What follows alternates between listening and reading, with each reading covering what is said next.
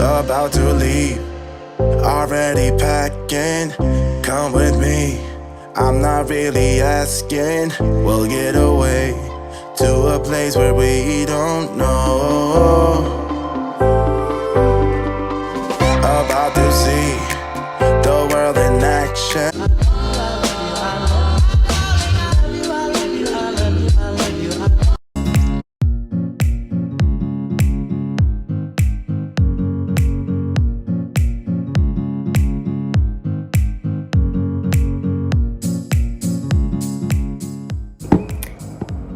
So right now I'm in Columbia, Missouri, and I'm doing a conference. I'll insert the conference name in the description down below or across the screen. It's a Wednesday, so I worked all day today, and then me and my coworker drove here together and got a room.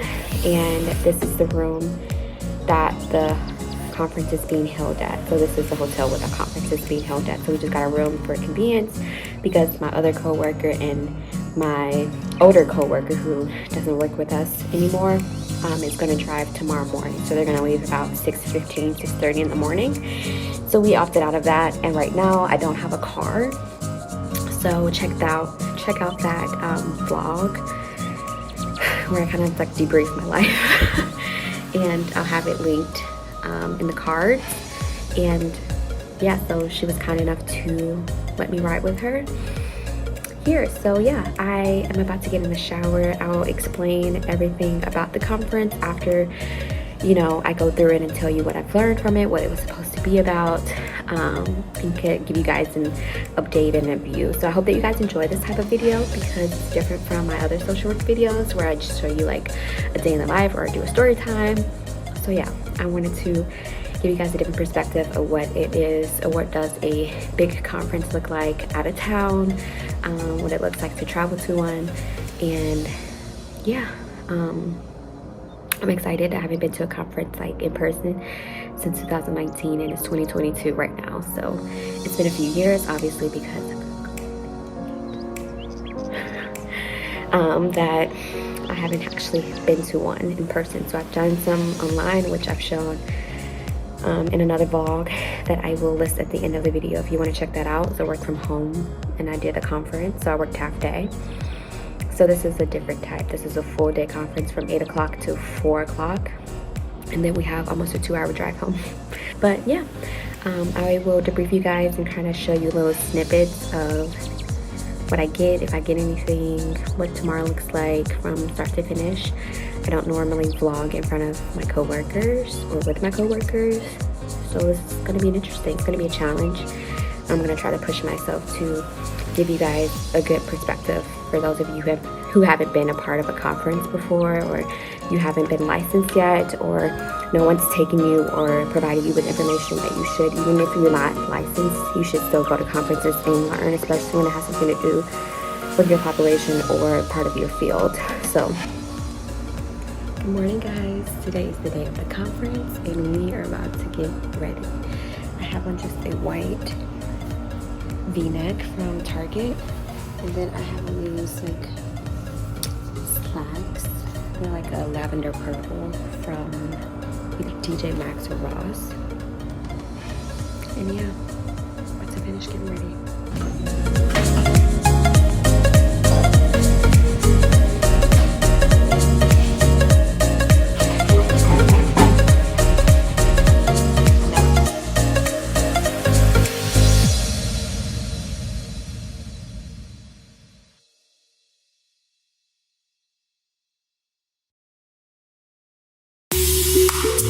Experience of people's lives as they get into recovery.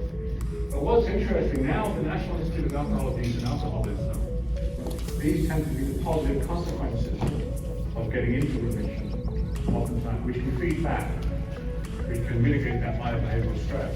Mitigation, particularly due to morphine, is much more easily accessible than methadone, as those who have a lot longer. But also very important new exchange programs that can prevent transmission of HIV, hepatitis C. And this timeline I put together a few years ago really highlights the kind of the long-term course of addiction, and also the time it takes to get into stable remission.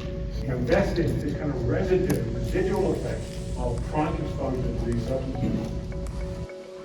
For those of you who aren't familiar with conferences, typically at these conferences, they'll have different organizations and agencies that collaborate with the conference in order to promote their resources, their information, to provide further information about different things that are accessible throughout the community. So I didn't speak with a lot of vendors because there just wasn't a lot of time during their breaks to talk to a lot of people, but I did talk to one vendor about parole and probation and just trying to understand the difference between the two and the processes, because I do have some patients that do come in who are incarcerated, but you will have opportunities to get different resources and information from other vendors.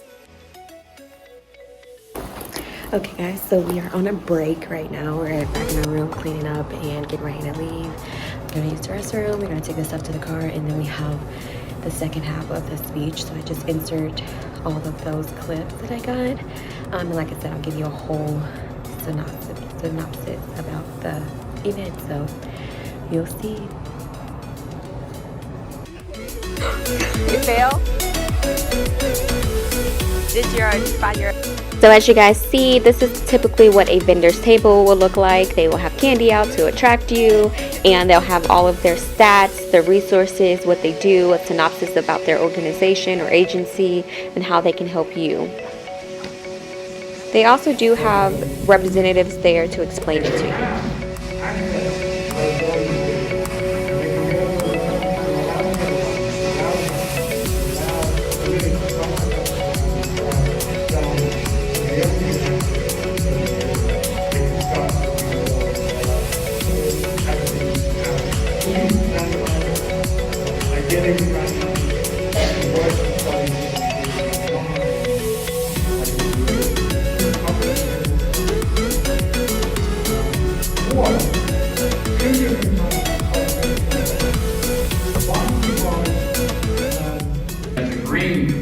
That she has significant strengths already built up, and when she identified as needing professional drug treatment services, she had a mental health need, family relations, recovery support.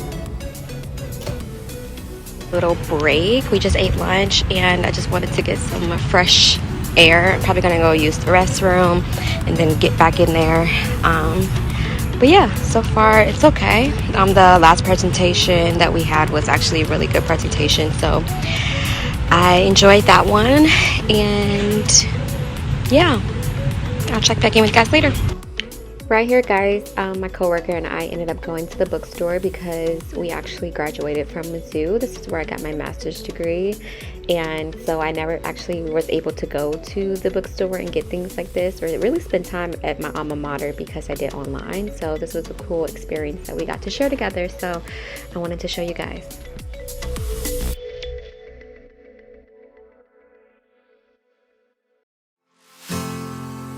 Punishment and poverty, and that should also be inflicted upon their family because they made a mistake. So that's really what we do at Clean Slate. And I'm happy to take any questions if we have time. We're happy to hear people's reactions. And then. Hey guys, so I am back to close out the video. First off, I want to say thank you guys so much for all of your support, all of the comments that I get, all of the subscribers that I just recently gained. We are on the road to 1,000 subscribers, so I am just grateful for each and every one of you. And I am grateful that you want to interact and engage and want to learn more about medical social worker or just being a social worker. Love it. So I went to this conference, and I'm just gonna briefly tell you guys that the conference wasn't exactly what me and my coworkers thought or expected it to be.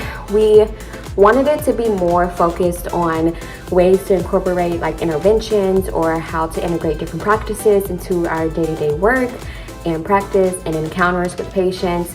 We wanted it to be kind of like an education seminar, kind of like we learned more stats, more statistics, what works, what doesn't work, which I'm not gonna lie, we did learn and gain some new information and perspectives, and we learned some new things that we hadn't known before. But our level of expectation wasn't met because we had different expectations going in and what kind of we assumed from the flyer and what was actually delivered.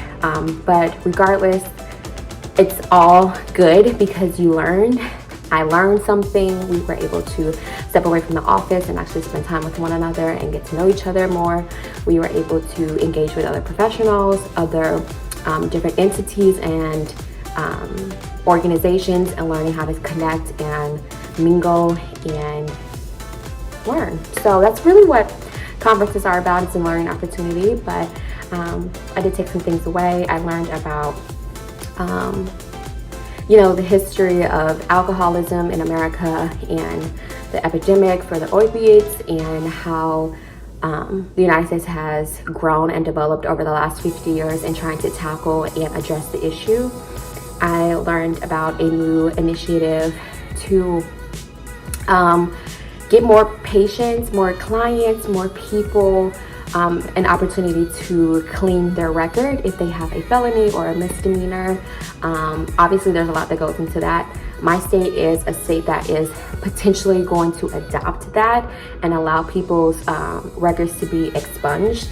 And sorry, my memory got full, but yeah, I learned a lot about different ways to advocate as far as on a macro level, and also how to speak with government officials, how to talk with them, the different levels to go up to, who to be friends with, how to get your policies, how to get your opinions, your evidence-based practice into the official space, how to possibly change different laws and different policies, and how all of that can be incorporated into day-to-day people like myself, and how we can better advocate for ourselves, our patients, and laws that impact our work and our patients' lives and everything else in between. So I don't want this to be super long, but I did enjoy it. I hope that you guys enjoyed this video. I hope to do more videos like this moving forward. I do have to meet a certain amount of CEU credits for my license.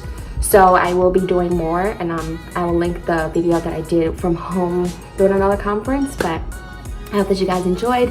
Thank you so much for watching. I really, truly appreciate it. And I'll see you guys on the next video. If you want more social work content, that's typically on Wednesdays.